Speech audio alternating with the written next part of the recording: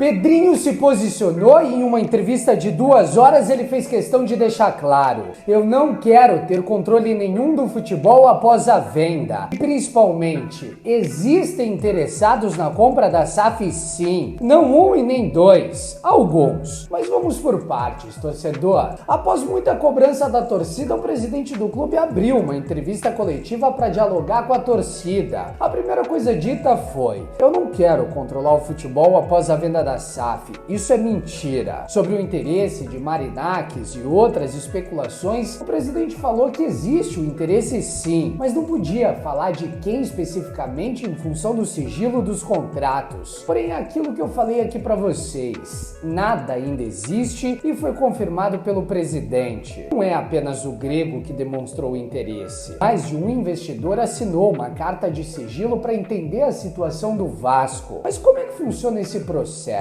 Uma análise é feita para que após isso uma reunião aconteça. Muitas das vezes esse investidor não chega nem até o Vasco. O diálogo acontece apenas com o intermediário. A primeira parte é analisar a situação do clube e do negócio. E é nesse estágio que estamos nesse momento. Ainda não existe nada além disso. Pedrinho afirmou que um outro investidor já havia feito isso e após fazer essa análise ele foi embora. Então é necessário aguardar para ver se teremos novidades para uma possível reunião nos próximos dias ou até semanas, para aí sim avançarmos por uma proposta. Quando questionado se os problemas na justiça poderiam atrapalhar, Pedrinho garantiu que não. Inclusive garantiu que a ACAP não poderá assumir o controle do clube. Para finalizar esse primeiro resumo, eu falo sobre a janela de transferências. O planejamento começou e o Vasco já está analisando nomes no mercado. É óbvio que no mais puro sigilo, porque o orçamento é curto e não temos condições para competir com ninguém. Um possível vazamento pode fazer com que percamos nomes, como aconteceu na última janela, onde Pedrinho admitiu que negociou com pelo menos 4 zagueiros